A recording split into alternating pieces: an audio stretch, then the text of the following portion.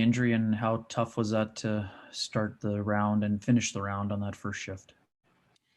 Yeah, it was a low-grade strain / pull in the growing. Yeah, I mean, it sucked for sure. I mean, I was personally crushed. I was hoping that maybe game 6 or 7 there might be a chance to come back, and that probably would have been pushing it. To be honest, I think it's a minimum 2-3 week injury um, you know. I was trying to rehab it as much as I could and do everything you can. I didn't skate I didn't skate at all. I was hoping when we came back home from Montreal that I'd be able to skate. Unfortunately, wasn't able to do that, obviously, but that would have been the real test to see where we were at. It was getting better every day, but went down the wall, obviously, with Gallagher there. And, I don't know how many times I come down on a pinch and I get out and it's no problem. So it's just crap luck, to be honest. And we just got caught skate to skate and got super extended, and I felt it pop, and I knew right away because I couldn't skate. I tried to skate back out of it, and I couldn't. And went for a hip check on Gallagher because I couldn't skate backwards at all, and I didn't have anything in regards to range of motion, laterally, anything. So I knew we were in some trouble, and thankfully, I guess it wasn't worse, not right off the bone or anything like that, but I was crushed. I think obviously the most important time of the year and the most exciting time of the year, and just building off that high that we had in that first round. And I think even my game, personally, I think that was some of the best hockey I've ever played in my life. And you want to carry that momentum, you want to help the team. And, it sucked for sure. And selfishly, I like to think I could have had an impact on that series and helped us out, and was really, really crushed and disappointed that happened so early. We'll go next to Paul Friesen from the Winnipeg Sun. Go ahead, Paul. So watching from the sidelines then, Dylan, how surprised were you at the way that series went, or do you attribute it to you and Mark being out?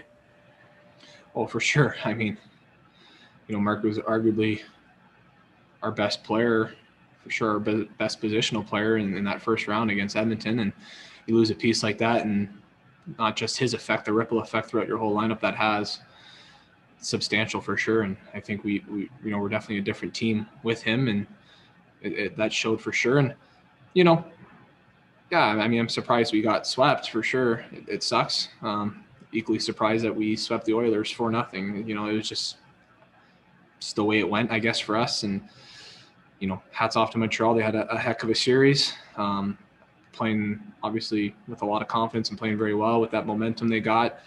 And we just weren't able to regain our momentum, I think, that we lost against Edmonton. And, I wasn't on the ice, and I don't think I may be valid to say exactly what went wrong, but I'll just say it looked like we definitely didn't have what we had in the first series against Edmonton. And Montreal raised their game, and they're playing unbelievable hockey and very deserving to move on.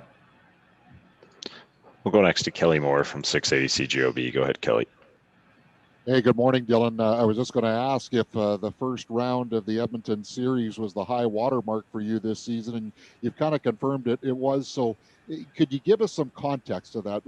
What did you do? Did you think that made you play as well as you did against Edmonton? And is that the kind of thing, and I know it's difficult to play the same way in the regular season, but is that the kind of thing that you can carry forward?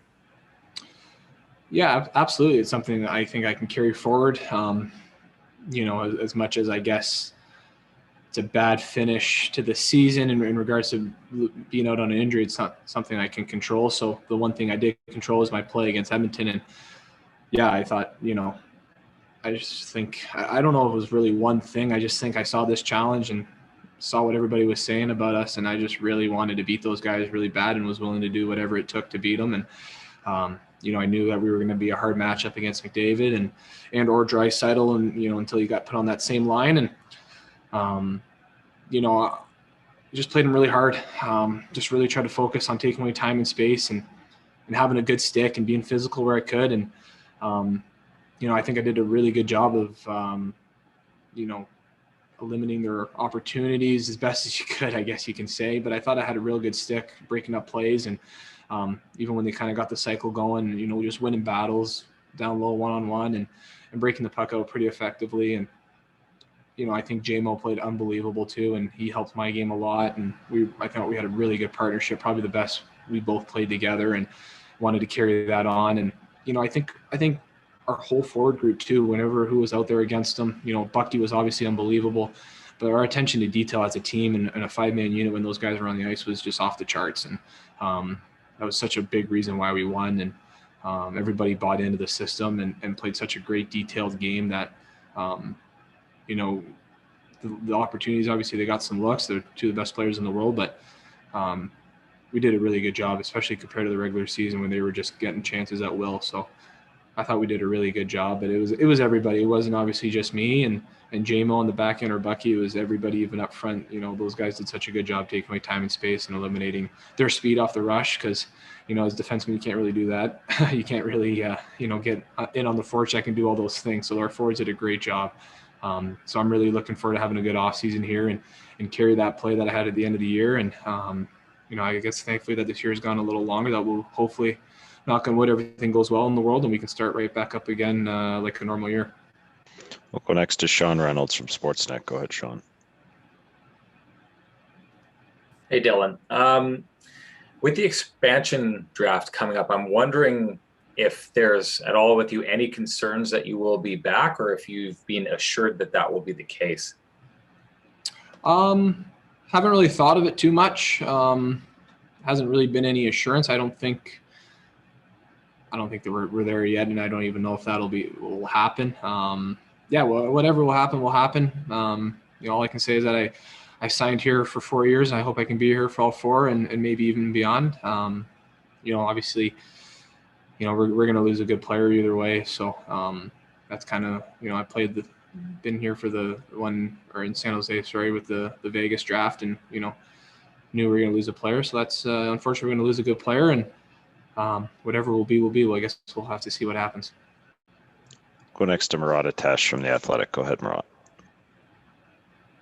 Hey, Dylan. I was going to originally ask if you could point us to some moments of fun, kind of go against the grain of kind of how serious of a year this is. But to hear you talk about the high times against Edmonton, would fun not be the right word? Were the best feelings maybe satisfaction when things went well on the positive side of things?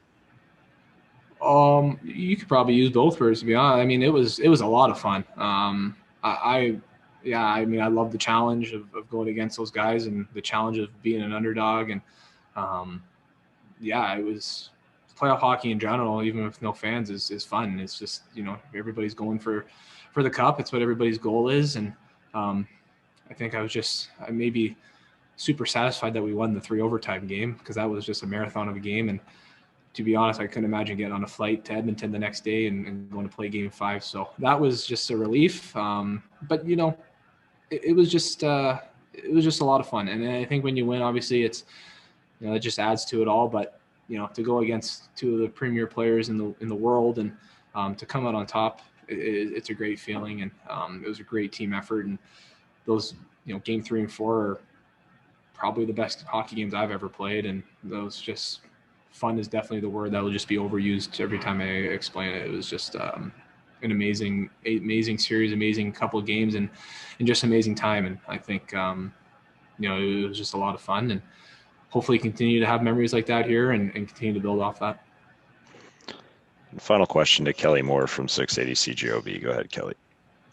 Hey, Dylan, obviously the goal was to get as deep into the playoffs as you possibly could, but now that it's over and you shared with us that your family's back in London, how anxious are you to see all your wife and your son and I guess maybe other members of your family, or is that still a ways off yet?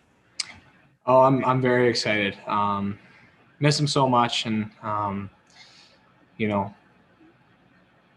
just just miss him so much, and it's been tough not having him here. And you kind of feel like a bad dad, and you're not there to help and stuff. So I'm really looking forward to changing some diapers and not sleeping at night here and doing all the things that a dad's supposed to do. And just trying to soak it all in, and hopefully dad can be his first word, and we can have a good time, good summer together here. And just super blessed that he's healthy and doing well, and that my wife's doing good too, and getting help at home. So I'm looking forward to being with my family and seeing my folks. I haven't seen them since, December or whenever. So it's the longest time I probably haven't seen them, and all my friends when it's time as well. Thanks very much, Dylan. Thanks, guys.